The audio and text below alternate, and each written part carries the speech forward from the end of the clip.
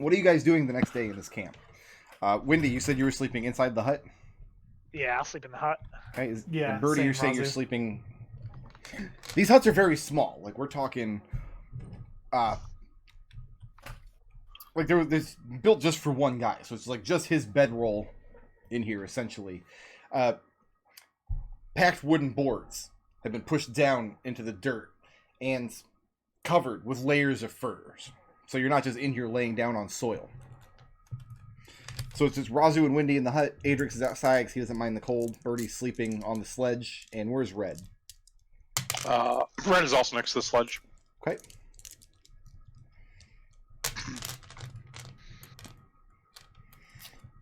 And what are you guys doing the next day?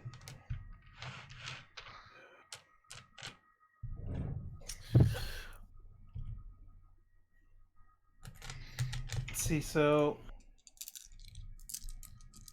the Bearman, he hasn't said anything to us yet, has he? He spoke a little bit during your conversation with Lady Olin.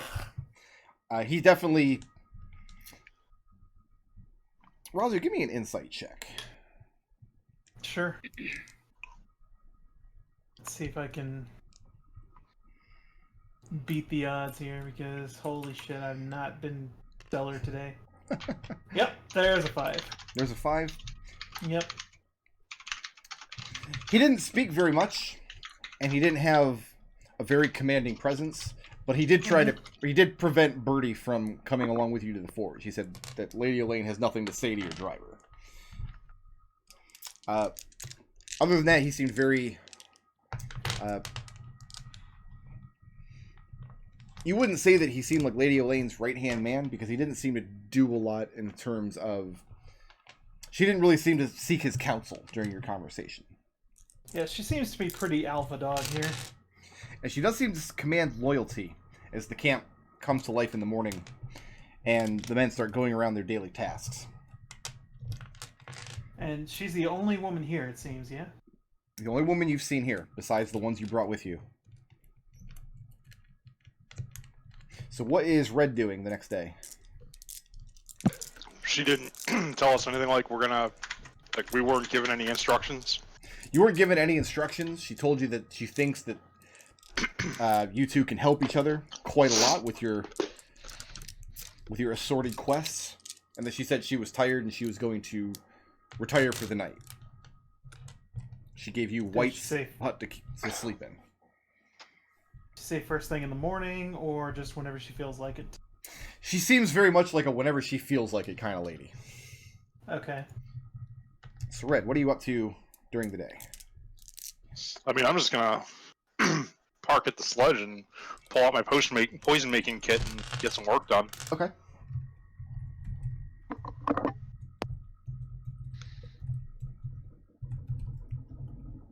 And Raazu. Can I kind of want to take a pulse of this area. You say that this area 6 and 7 and 8 are kind of residential area? Yeah, it's just little groups of huts that are set up. And having been inside one of them now, it looks like one man to a hut. This one is set aside. This is the one you saw Lady Elaine come out of yesterday. There's also a couple of set aside areas in the snow itself that you've seen. Okay, can you come back to me then? Sure. What is Wendy going to do today? I'm going to be kind of investigating the camp. Okay. Because I'm curious as to what their industry is here. Because theoretically, she has a lot of people working for her, and she makes these weapons, but then she sells them. We seem like the kind of place that's just, hey, this is what we do to get by, sort of place. Okay. So what are you doing to that end? Like, how are you going to go about this investigation? I'm essentially just going to kind of make my way around the camp, maybe introduce myself to people, but essentially just try to get a sense for what people do with their dead. Okay. Go ahead and place yourself at one of these numbers then. Okay. This looks interesting. What is Birdie doing throughout the day? Just gonna keep watching the elk. I'm still afraid they're gonna eat the elk. you're gonna stay with Red at the sledge? Right. I don't want, they're already suspicious of this incredibly convoluted and, frankly, probably unnecessary lie. But, I mean, in for a penny, might as well just stay with the animal. What about Adrex? Okay, I'm gonna ask a question, and I'm gonna tell you what I'm gonna do, and it's gonna be completely unrelated. Okay, that's fine. So there's a lot of, I'm assuming a lot of hunting and gathering village. Like, there's like hunter or ranger parties that go out, they try to find what they can, and then they come back, right? Rust and his escort did bring back a large amount of meat that they had hunted on their sledge. Is it a daily, weekly occurrence? How frequently does it happen? If Rust was sent out to intercept the patrol that you guys killed, they must have been gone for at least a week. Okay. So it sounds like they send them out periodically and they're gone for a certain amount of time and then come back with a large amount of supplies all at once. Got it. What Adrex is going to do is that now that he actually has a cask of ale right in front of him, he wants to improve this ale and share it with everybody. There's not enough ale in this cask to share it with everybody in this camp. Okay. I mean, everybody can get like a thimble full. Oh, you know what? Oh. But yeah, you're gonna. Where are you going to be doing this? Improving this ale. Let's start at the keg and work our way there, or from there. So you're going to be doing this at the forge where you're at now? Yeah. Okay. And Hey. Raazu? You're Raazu now. Raazu? Yeah. Yeah, I'm gonna look it down. What does it look like to be down here? That's where Raazu is. Oh, wait, no, I'm not. I'm not The a entry forge. to that cave is guarded by an orc, and his color is gray. And one of his arms is badly twisted, but he's still wearing heavy armor. He has a longsword hanging at his side. Looking at this, he's got a buckler that he's not wearing. But the harness of this buckler, looking at the back of it, it looks like it's specially made and fitted to his twisted arm. Okay. And he's guarding this entrance and regards you very suspiciously and then steps in to bar your path. All right. Just crosses What's his in here? arms and gives you a stare. What's in here? Are you looking back past him or are you just asking him? I was gonna ask him directly.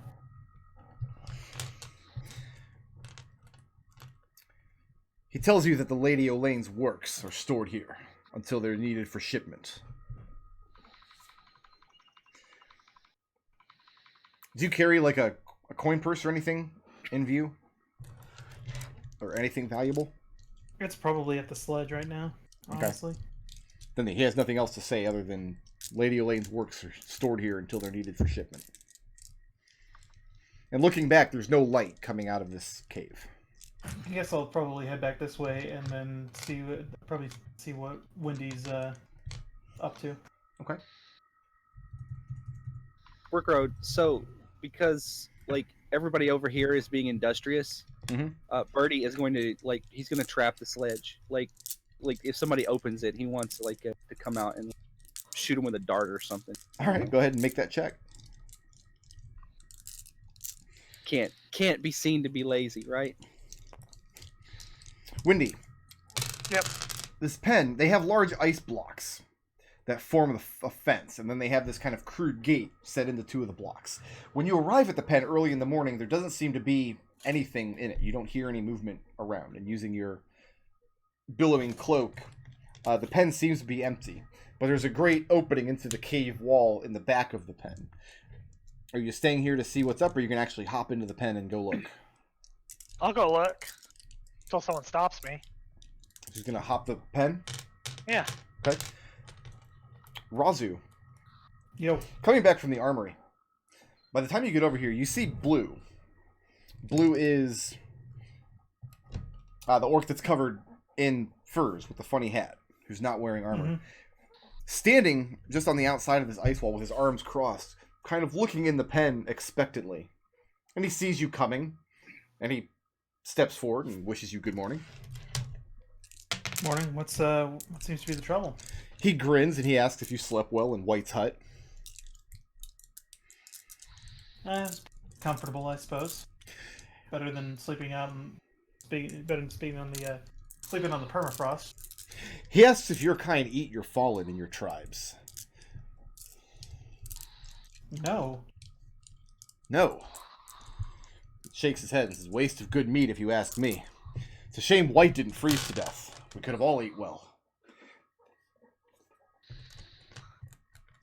I mean, the disgust was very clearly in Raazu's voice. He looks back into the cave. This is about 10 minutes ago. Your big bird friend went back into the bear cave. With any luck, we may eat well yet again. And then he looks back to the cave and waits. Raazu sighs, moves past him, draws her whip, and starts walking in. So you're hopping the gate? Yep. Hopping the gate, looking over to the side here, at the front of the pen, you see two enormous riding saddles and harnesses nearby. Lots and lots of bones strewn around all on the inside of the pen. On your right-hand side, you see several 12-foot long lances, each tipped with a metal tip, the same metal that you examined last night in Lady Elaine's forge. Wendy. Yeah. Make me a animal handling check at disadvantage. Uh-huh. Wendy the bear puncher. Is that gonna happen? That is a 14. A 14? Going into this pen and going back and checking out this cave, I mean, you immediately encounter the bones that you're kicking to the side. Mm-hmm. And as you come to the back of the pen, where it opens up into this stone structure, you start hearing the unmistakable growling emanating from the back of the cave.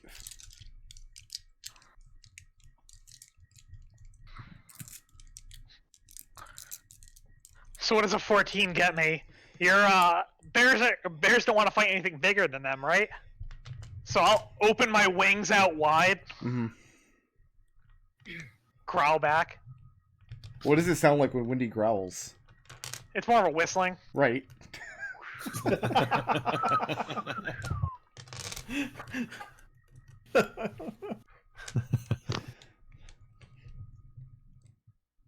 Are you still advancing, or do you stop there? I'll stop there. Okay. So, like, it doesn't sound like one bear or many bears. Sounds like several. And you start hearing the growling to your sides as well as in front of you. Well, I won't turn around, but I'll start backing up. Raazu, you jump into this pen, and you're walking in, and Wendy just about bumps into you as she's backing slowly out of the cave, making this bizarre whistling sound that I can't imagine at all sounds like a growling bear. And her wings are completely splayed out in their newfound resplendence. Wendy, we should probably get out of this. Hey, Raazu, there's bears in the cave. Yeah. I'm well aware. Oh, was there a sign? Did it say bear cave? No, Blue was outside. And Blue is still standing on the other side of the ice block. Hey, Blue, you got bears in this cave. Cowards. He motions over to these large harnesses and asks you if you've ever ridden a bear. Can't say I've ever had the opportunity. It's the problem with a horse. They're faster, I grant them that. But they have neither claws nor sharp teeth. Why not just ride a drake then? Raazu nods. Practical, I suppose. I met an orc riding a drake once. He He had a very asks- nice sword. He asks if you met this orc riding a drake inside the borders of the lands of an ancient dragon. Well, you know dragons, they could be anywhere. He says there are 1,001 ways to give insult to the likes of the Ice King. It's good to learn not to do any of them.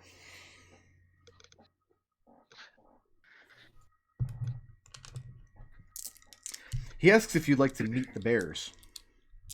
I feel like I've already met them.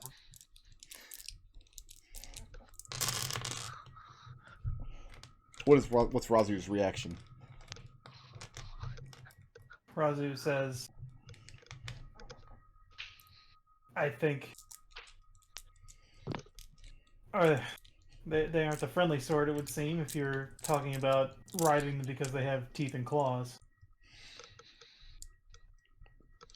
And this whole time, Blue just has this delightful grin on his face. It's difficult to say whether he wants to introduce you to these bears because he's proud of his job as bear keeper, or if he wants to do it because he wants to see the bears maul you to death. I have teeth and claws, Raazu. Are you saying I'm not friendly?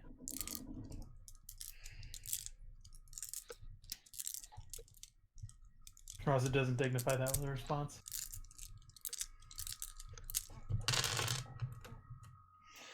He tells you that their best rider in the camp, believe it or not, is Black.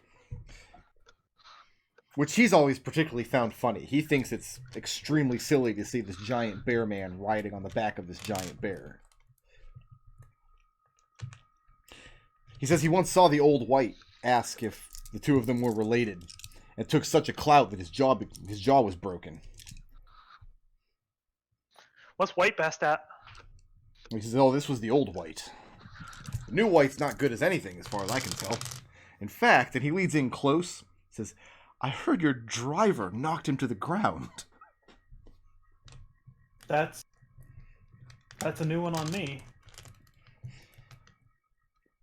He shakes his head and says, no, the old white had 2.5 feet on this new one. Wielded a spear expertly, but he had a lip on him. He glances back at the lady's hut. Says, eventually our lady grew tired of. And then he elbows Raazu in the ribs and says, but he was delicious. Raazu straightens her back, sets her jaw a little bit, says nothing at that. Says, I'm keen to get out of this pen. Look, he's not blocking your passage. He's standing on the other side of the ice block. You guys are talking to him over this block of ice that forms his fence. Yeah, Wendy, give me a leg up. And Wendy looks at Raazu. Raazu, are you wearing your armor? Yeah. and Wendy just looks at Raazu like, are you serious? And Blue points out that a minute ago, when she thought you were in danger, she hopped to the gate, heavy armor and all. No one's more impressive than our Raazu. He says he's sure the two of you will have beautiful children together. Raazu looks at Wendy. Well, you heard him. I'm stunned. No, you aren't. I didn't hit you last round. The three of you back at the sledge, Ba-da-ba-ba-da-bum. being productive as you call it. Mm-hmm. Shortly after you guys wake up and set to work, White, who slept very uncomfortably out here in the elements, was summoned to Lady Elaine's hut. And shortly after that, he emerged back and went back into his own hut to clean up whatever mess they left in there. When he emerges back out, a couple of the men are approaching your sledge. Orange, red, and brown. Orange is walking with a bad limp. One of his legs is noticeably smaller than the other one. He's the half-orc. Red and brown are both orcs. And when White sees them coming, he tries to duck back into his hut, but one of them catches him on the collar. And they kind of march over to your sledge.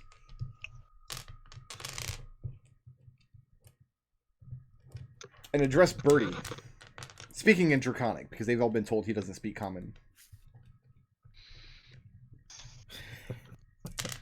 And the way Orange heard it was that this kobold body slammed White into the snow in a manner that was so amusing that he just had to come here this morning to see if he could catch a repeat show.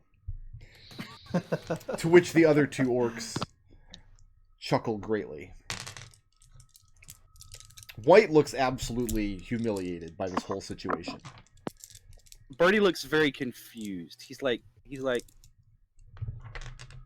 just looks left and right, and he looks at Red, and he shrugs. Red will not look up from his work and just kind of say, "Nope, no show happening today. Best not keep hanging around." And there, Red Mm-hmm. shakes his head. He shoves White forward. Says, "Sorry, friends, we've got orders." The other two are still chuckling to themselves. Says, "Go ahead, White. Search their sledge." And White very sheepishly begins approaching the sledge again, not Birdie. really sure how to go about this. Birdie waves his hands at him and says, "Don't, you'll regret it." Can I do an insight to see if I think they actually have orders? Oh, it's very clear that they don't. They're hazing. Yeah, that's what I everybody. thought. Okay. Don't. So, what do the colors actually mean? Who are you asking? Who are you addressing? You asking White? He's saying it to just the three of them. No one in particular. In an effort to try and Diffuse the situation? a little try to make the kid not as Well, I asked Flustered, because you're going to get a embarrassed. very different answer depending on which one you're addressing. got it. White In is the that closest, case- and right now he's very sheepishly kind of approaching your sledge. Let's ask Orange. Ask Orange, the one with the half orc with the lame leg. Yeah. And he reaches up and he touches his scarred flesh that holds the orange color on the side of his face. He says, "Our Lady gives us our colors. And most of us wear them as a badge of honor." And he kicks a little bit of snow at White, who has at this point stopped approaching your sledge, unsure what to do with himself. It's clear at this point that White doesn't want to search the sledge. So if someone else wants to try, you're more than welcome to come through me. And Red will kind of stand up, dust the snow off himself. Just to be clear, Red did see that Birdie was not hiding the fact that he put a 2d4 plus, what is it?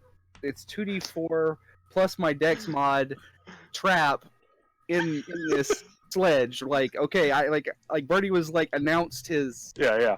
Okay. And Red is saying all of this in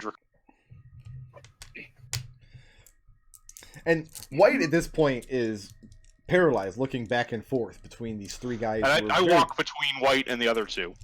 Okay. Well, there's three of them. The other three. Yep. Orange, red, and brown. And they let you approach them as you come up close. Stop making trouble. Just get out of here. And Orange, he says, "Trouble. Us." And Red will just flip a dagger out. Look, I took down about half a dozen metalmen on my own. I don't want to have to rough you up a little bit, but I will if you want to keep bullying this kid. Can I try an intimidate check? Give me an opposed... Actually, give me an initiative roll first. Sure.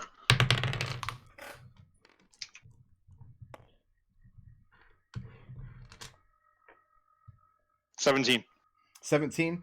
As you go to grab your dagger, and you go to flip it out and do this little... Thinking, I'm going to do this little intimidating show, twirl my dagger, and talk about how many metal men I've killed, and that'll scare them away. Out of the corner of your eye, you see their Red, who's a very big orc, is going to just reach out and grab your arm and twist it behind your back. He's not interested in any kind of intimidating show. If he's going to, if you're going to give him a show of force, he's going to show you how it's done. But you beat him on initiative by quite a lot. How do you intend to counter him? Let's go ahead and feint as a bonus action, and then arm strike. What's the intent here? Sweep his legs out from under him. And just knock him to the ground? Yeah. Okay. That'll hit an armor class of... Can I use Dex for that, or do I have to use Strength? So, unarmed strike, a finesse weapon? I'd say you could use your dagger for this, like pommel strike with your dagger, which is a finesse weapon. Then that'll hit an armor class of 24. Okay. So yeah, I mean, out of the corner of your eye, you're addressing Orange, and Red's off setting it to his side.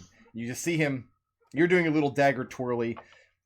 He's just gonna step in and, because you're not a muscular man. You're a small, kind of lithe snake person.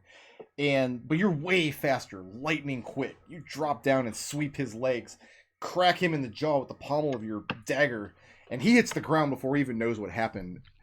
Orange and Brown give out this riotous laughter. And by the time he's able to get back up to his feet, and part of his lip is bloodied, and he's rubbing the back of his head where it's cracked against the earth. And Orange says, "Look at that. Their red's better than ours. Should I tell the lady?" Red has already put his dagger back in his belt and is walking back to the cart. Now can I make an intimidate check? Who are you trying to intimidate? Red? The other two. The other two? They're laughing. They thought this whole scene was... Yeah, then let's go for hilarious. Red. Yeah, go ahead and make that check. You can make this at advantage because you just knocked him to the ground.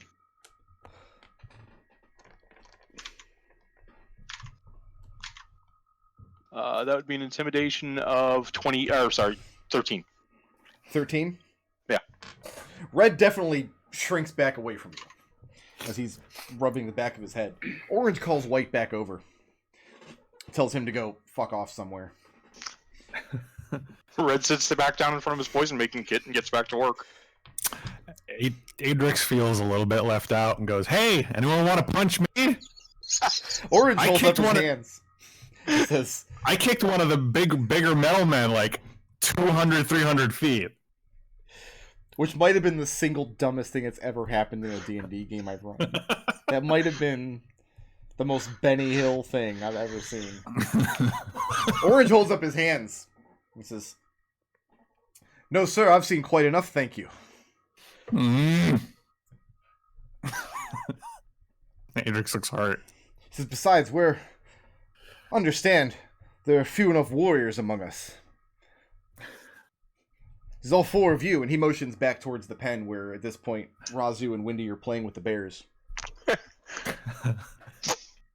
Says, "To hear Rust and the others tell it, you're all highly skilled. The glory and honor that you can win in the battlefield is enough to impress any man here. Me, I'm a simple cook." We get along well with Windy. Yeah. He asks which one is Windy. The bird. He says he doesn't even know what birds eat. He couldn't imagine.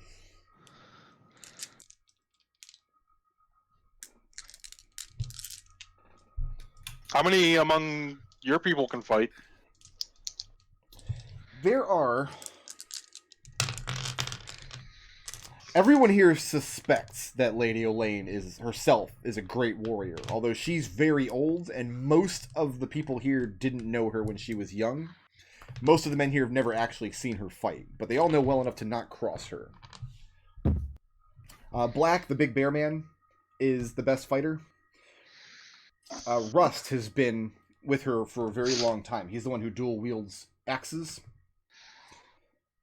Brown, who's standing in front of you, is the most skilled archer amongst them. Gray, who is an orc that guards the armory cave, is proficient in pretty much any kind of weapon that the lady makes. And they've recently taken on 2 bugbears that came to them armed with swords that have yet to prove themselves, but they've never known a bugbear who couldn't fight. And that's actually what they wanted to talk to you about this morning, you know, after razzing White a little bit. Because the 2 greens showed up very recently, like within the past month or so. And Lady Elaine didn't turn one of them away. Instead, she marked both of them as green. They had gone without a green for the better part of a year. What happened to the last green? He died in the harsh conditions. There was nothing... He wasn't murdered or carried away by birds or dragons or anything. Just he was an old man. So they were in need of a new green. But what she decided to do is mark both of them. And then wait for the next huge winter storm. The next big blizzard. Send both of them naked out into the wild and see which one survived. She figures that's the one she'll keep. And they're going around taking bets. Which one do you reckon?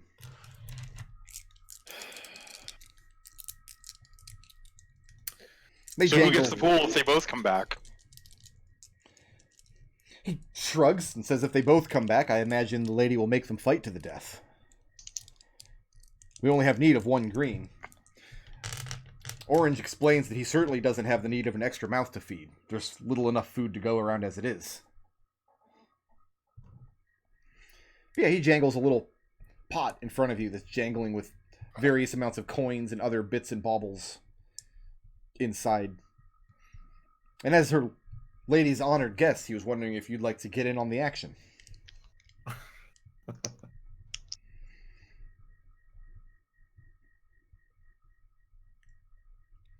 When does this happen? I don't think we'll be here that long. He says the winter has been mild so far, but he's heard Rust say that likely a blizzard will be upon them before the next full moon. So they'll know by then.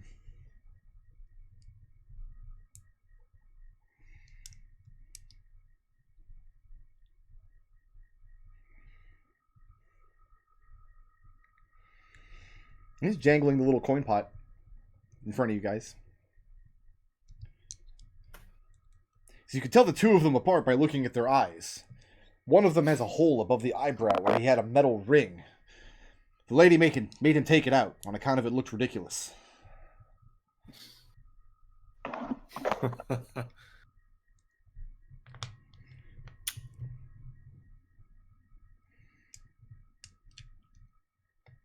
He looks a little astonished. Not a gambling crew, are you? What about you, driver? Is he speaking to me in Draconic? Oh yeah, they've been speaking Draconic this whole time because they've been told Oh. that you don't speak Common. Well, Birdie will dig through his Tinker's kit and just pull out a handful of, like, I guess metal shavings and, like, wire, and then hand it to him. And then nod sagely and sit back down. And he asks which one you're placing a bet on. And yeah, Red will elbow you. You have to choose one. The one with the ridiculous hole in his eyebrow or the one without? I guess Mr. Holy Man. And he regards the pot for a minute and looks at the metal shavings and bits of twine that Birdie threw in there. And he frowns and looks at the two of you. For shame, is this all you pay your driver? Sometimes he gets a silver, but I think he tends to hoard those. He says, I know they're dumb, easy to trick. But still, he's doing you a great service, carrying you across this wasteland through harsh conditions, riding these majestic beasts, carrying your... Adrex sighs and throws in 10 gold coins. And he holds up his hands and says, 10 gold? No, that's way too much. If you give that amount of gold to a kobold... Yeah, it's just whatever. The debasement, He's not going to collect anyway. The debasement that their people get up to, he'll be dead within a week. What are you thinking? He hasn't died yet. He's... Birdie, do you take the 10 gold? I mean, yeah, I just kind of... Birdie, make an insight check.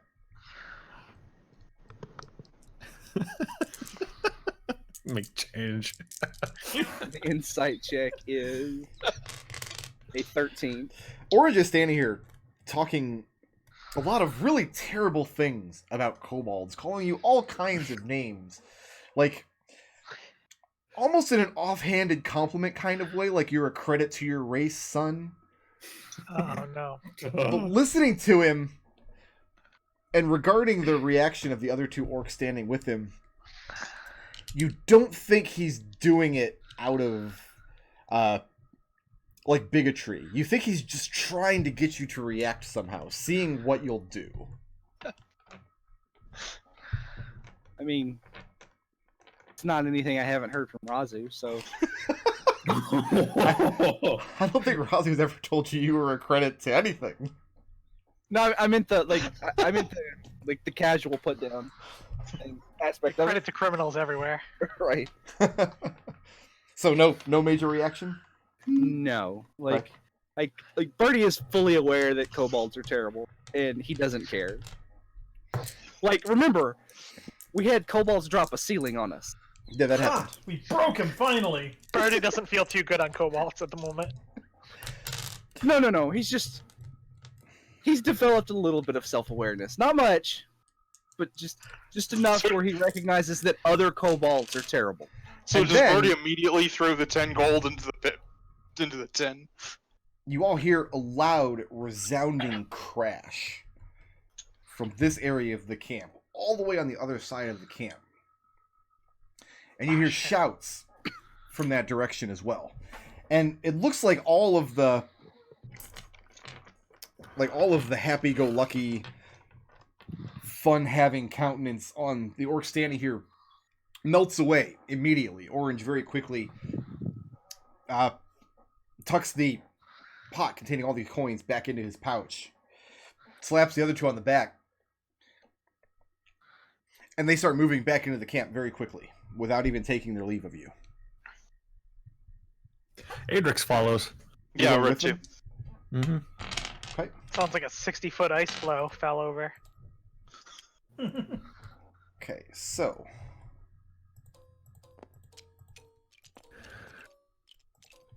It's an ice flow mimic. Man, it is real convenient how we know exactly which of these tokens is who. some of them I don't have saved as actual colors, though, unfortunately. So I'm just going to make sure that I have everybody here. Just give me a second green. Oh, Yeah, there we should be. need 2 greens. Yeah. Okay, we need a gray.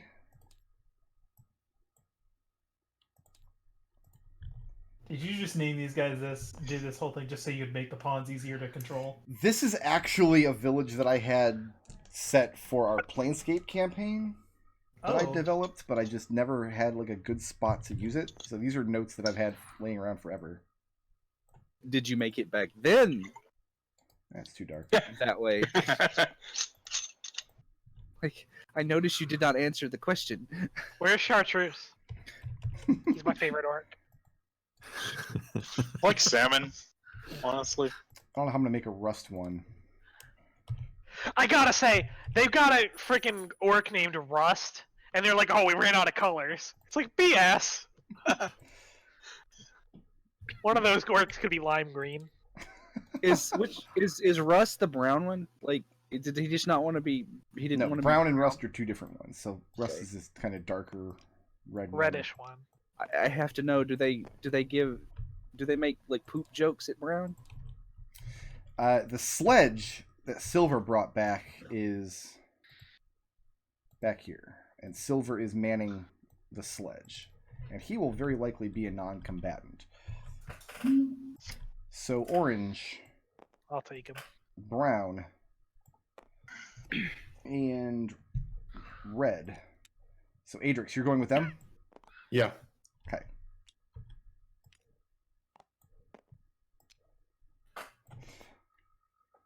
If I was smart, I would have put down where all these people belong on my map instead of just writing it in my text file, but I didn't. I mean, you're the one who's criticizing yourself, Brickroad. Right? Because I am committed to this. I don't know what Red's game is, honestly, but I'm committed. So I'm just gonna stay here. Blue is on this side of the wall. I mean, y'all didn't commit to pretending to be slaves in the Underdark, so you're just making up for lost time? Is that what this is? Well, No, I we, mean- we committed to that for a little while. we did up until the point where Red stabbed her. Like it was. Up to the point where Why is he things got got yelled better. at for whipping Birdie? No, you didn't. I yelled at Raazu. Like Yeah. no, Yeah. Yeah, Oh, Wendy right. did totally yelled at Raazu. Okay. All right, let's go ahead and get some initiative.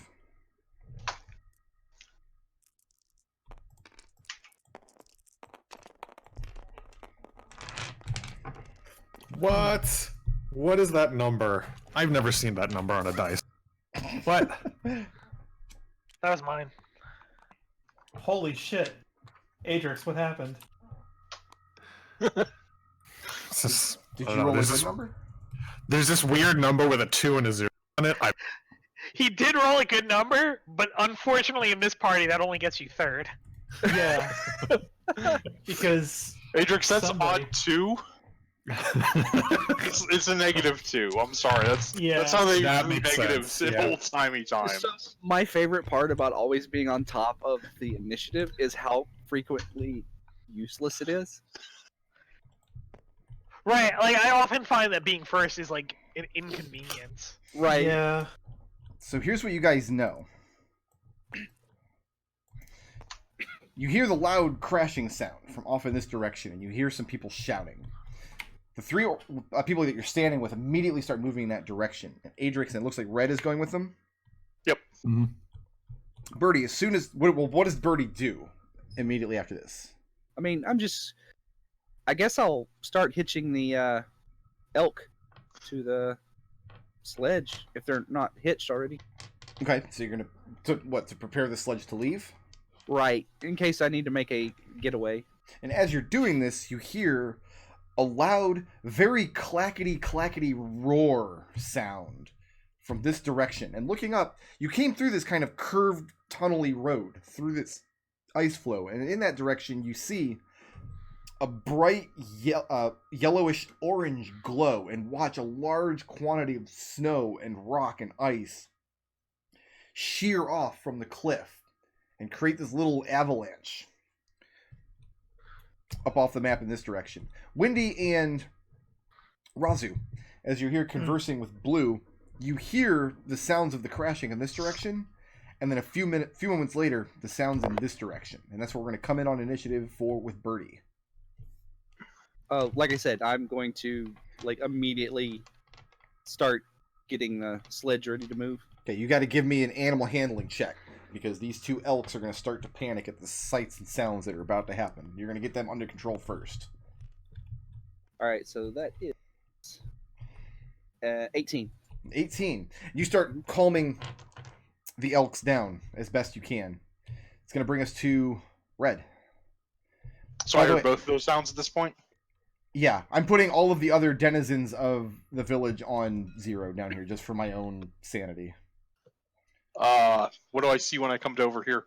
As you come back around, you see like a small quantity of smoke, and you see where a cave-in has happened about 30 or 40 feet away from you to your north, where the tunnel curves off to the right.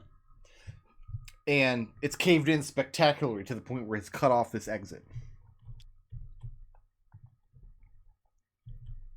Cunning action dash. Okay. And that's the end of Red's turn. Because nobody's been at this point, coming around this way, Red, looking to your right, you can see this cavern here is where all of the meats and foodstuffs are stored, where they've just actually got them pressed into the side of this ice wall for preservation. Right now, there's nobody here because it's actually Orange's job to tend to that, but he decided to spend this morning making fun of you guys instead. That's going to bring us to Adrex.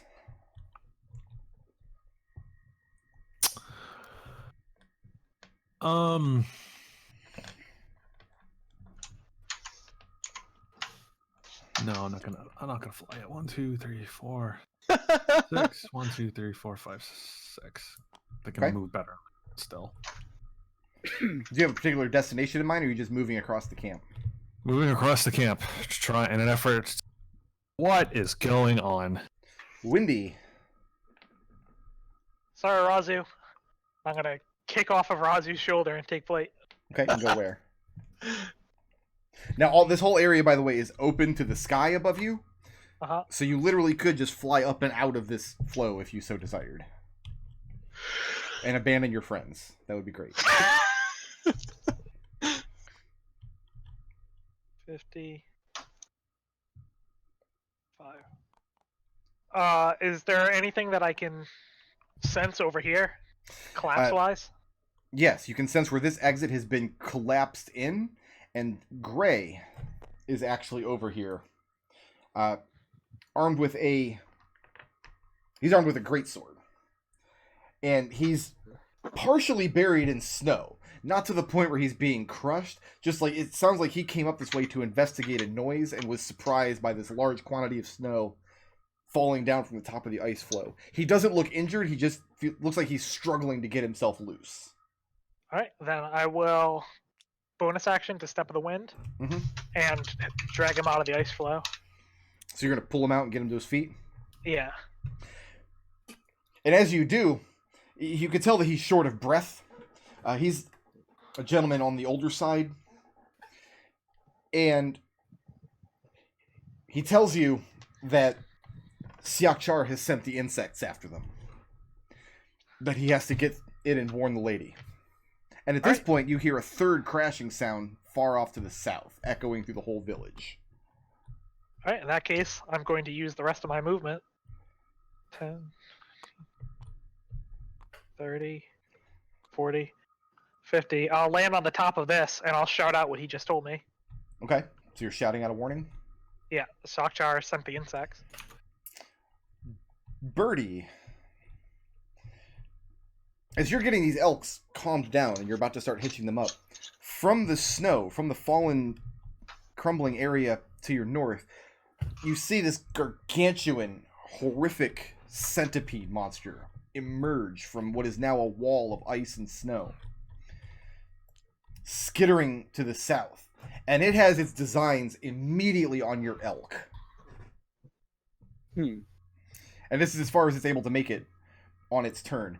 Where it steps along the snow, hot gouts of steam are burning up all around it. Even from this close, you can feel the heat of this creature, as though something inside of it is burning. It looks like it's got this white and blue insect carapace and thousands of little legs clacking against the ground.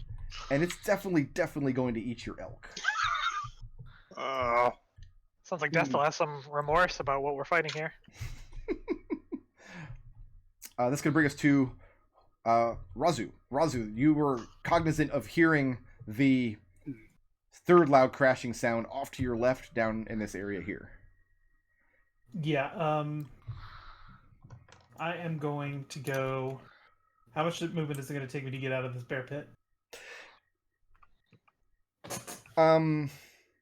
Nothing, because you just have to jump a short wall. As you make to jump the wall, though, Blue is also hearing the sounds and looking around.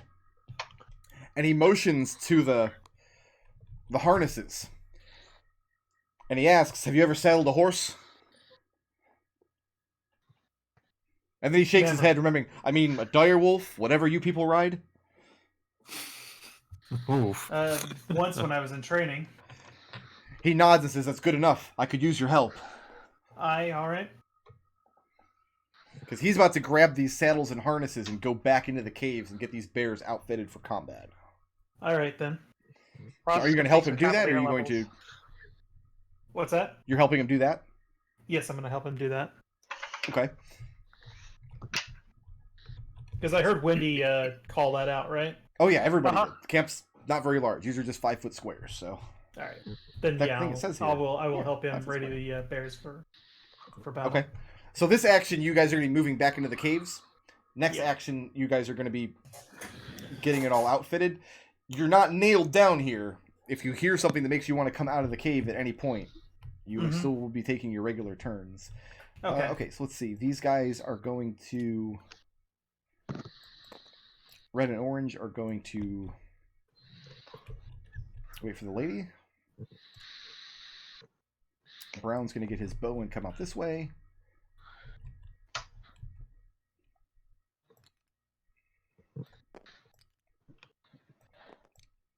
And you start seeing some of the other men emerging from their huts around to the south. I'm going to put you guys back in the bear cave, and I'm going to give you guys the 2 riding bears.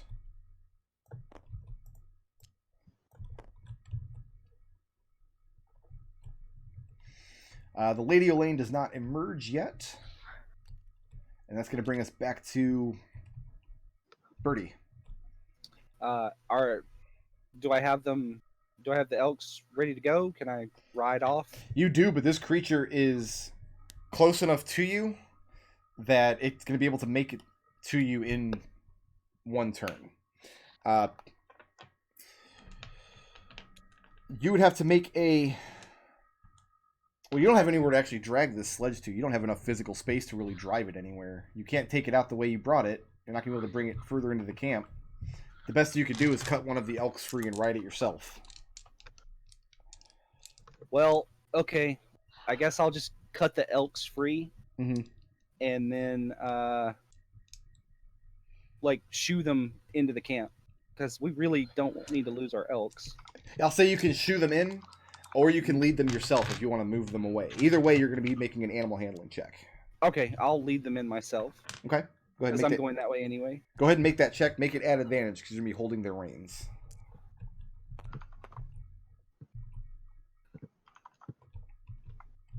Is 26. Okay. So that uses up your action, Mm-hmm. and you're bound by their movement speed, which is, I believe, 40. Okay. I'm going to say 40 because I don't feel like looking it up. All right.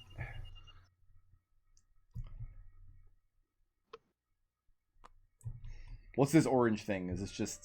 That was the That, camp. that was our campfire. Okay, that's your campfire. So you're just leading the elks further into the... Right. Okay? Two reasons. One, I don't think it's gonna like bowl over. I don't think it's gonna try and eat the sledge. What's the other reason? The You said 2 reasons. right. Yeah, one reason, Okay. one Red, I reason guess per it's your elk. turn. One reason per elk. The other reason's a secret. Red, you're up. If I move to here and cunning action hide, can I then shoot it? I'll allow it this turn because right now Right. it's preoccupied Yeah, with 'cause that's not watching where I the am elks being led away. Yep. It has no idea where you are. But yeah, you could definitely shoot it from a hidden position. That'll there. be a stealth check of 30. I'm gonna assume that hits. Oh yeah, that definitely beats its passive perception. All right. Oh yeah. And then yep. And then an attack roll of 28. 28 will hit.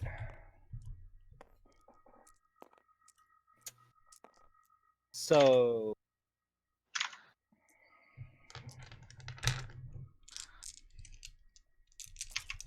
So shooting it with a longbow with a orc bowstring will deal a total of 38 piercing damage. That's a lot of damage. Hold on, let me get calc.exe. Birdie doesn't have any of his weapons. I think a couple of you, like Raazu doesn't have her armor. No, Russ is armored. Oh, that's right. Yeah, because we've determined you were armored when you jumped that wall. Oh, my Yep. my numlock's not on. I was trying to buy time as I was doing calc.exe, but it was because I didn't have numlock on. Works a lot That's better the than end you do. of Red's turn there. You put an arrow in this thing and find a soft spot in between its insect scales, and the thing reels back in pain, and it definitely knows you're there now. Yep. Okay, it's going to bring us to Adrex. All right. Does Adrex have enough room to take flight? Oh, yeah. All right. Adrex is airborne, which, if I remember correctly, you said costs basically his movement. Well, you can You fly have flight 20 speed feet. 20. All right, even better. So, tap it to 20. But keep your vertical movement in mind as well, because it costs you movement to That's- go up as well as to the side. Yeah, that's kind of what I was getting at. Okay. That it costs his movement to get airborne. All right. But Adrex has this cool new bow. How high do you go up?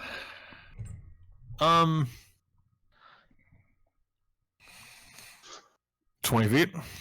20 feet. So that's high enough to Because of the see force. over this forge, and you do see one of these creatures coming around this southern corner here. In fact, you see this whole area right here, the snow and the ice are steaming away pretty quickly as this insect creature is about to enter the camp from the south. I hadn't considered him. Yeah, shooty.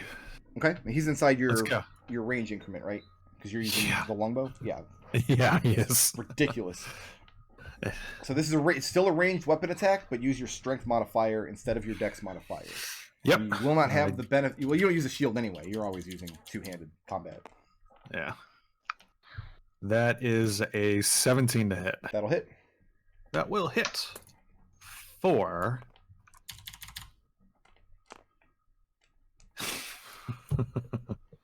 the more things change. Let me double check. That is a 7 damage. 7 damage. 7 piercing, yep. And please make a wisdom saving throw. Okay. DC 16. I have a 5. No, I'm sorry. That was intelligence. I have an 8. Oh, that's a failure. He takes an additional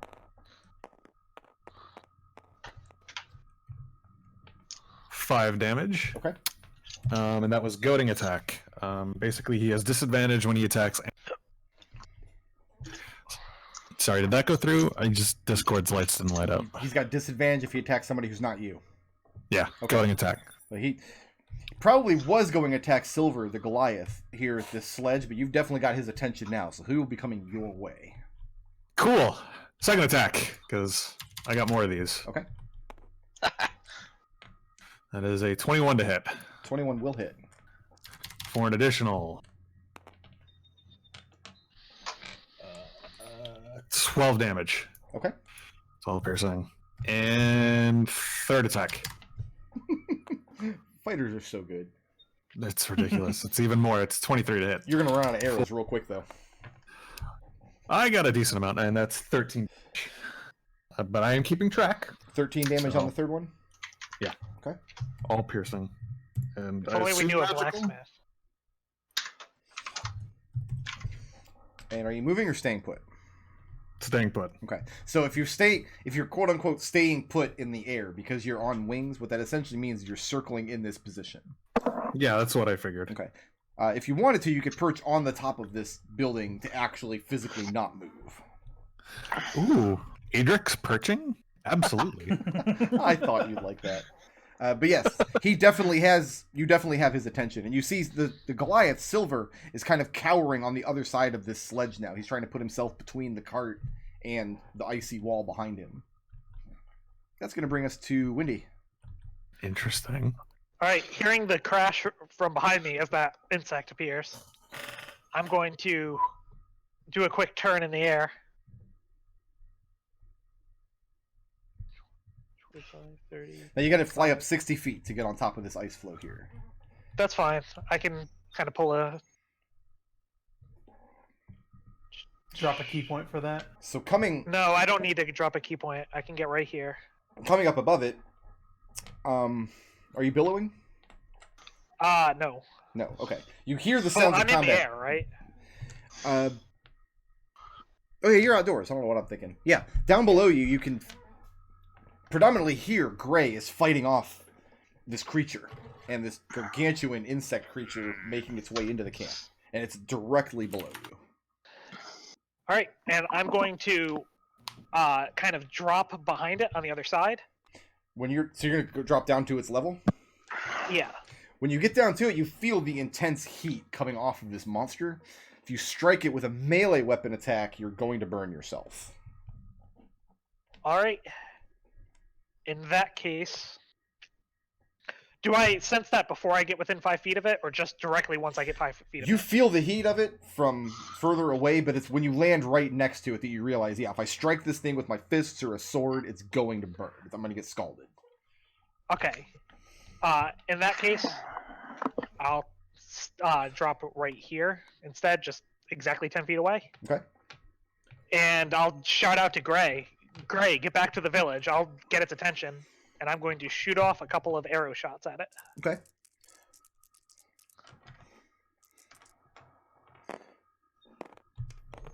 She'll get back to the village, even though you're standing in the village. Well, more of the buildings. Get back to the All right. buildings. Yeah. That is a 13 to hit 13 will not hit. and a... Oh, I'm sorry. That's not a 13. It's a 15 and a 16. Neither of which will hit. And I'll shoot off a couple of arrows ineffectually at it. And the arrows just bounce off this thing's hard outer shell. Gray, it becomes very apparent, has no intention of giving up this battle. To flee from this would be a sign of cowardice. And you're like, goddamn orcs, they just never... don't have any good sense. Whatever. Moving or staying put? I'll stay put. Okay. If white dies, I'll become the new white. I won't even need to burn myself. That's gray, not white. Where is white? White is... oh, he's over here by the forge. All right. What's this thing's attack range? Oh, 10 feet. Okay. So I can Far, I'm assuming. try to attack Windy. Oh, no. It's only going to hit AC 13. Nah.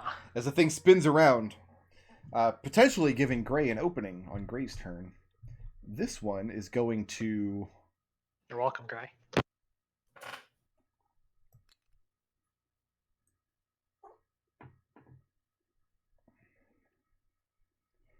get within 10 feet of Red and try to bite him. Red, I have a 28 to hit. Did we lose Red, or is he muted, or... You hit him so hard you knocked his microphone off. Hit him so Yeah, hard that I knocked hits. him off the internet. Red, it's going to be 22 piercing damage from the thing's bite, plus 12 fire damage from the just intense heat scalding off this thing's mouth. You're gonna And- get hit. You are grappled. I'm gonna go ahead and uncanny that. You can uncanny the whole thing because it's all coming from one source of damage, even though it's 2 damage types. And not to make any bones about this, but this thing's not just trying to take a bite out of you. This thing's trying to get you grappled in its mouth so it can swallow you. Yep. Birdie, good news is it didn't try to swallow one of your elks. This one's going to come straight through this wall.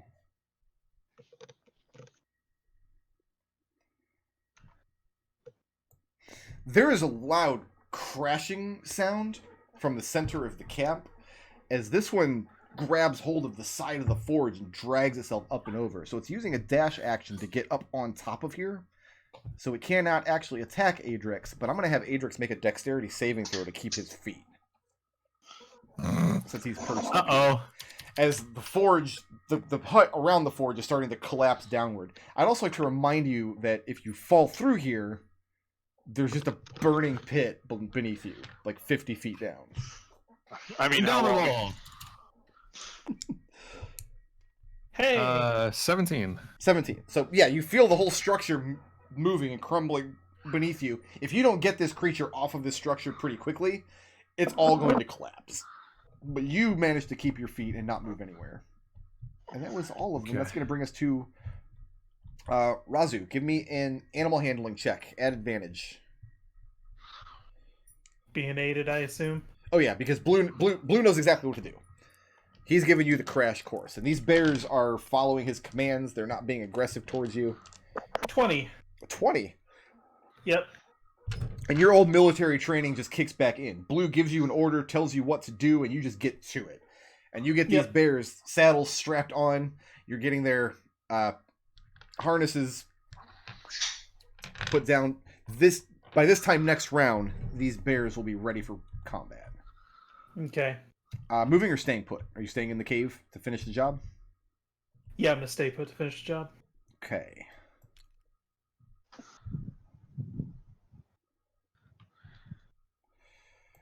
That's where black's going to stop for now.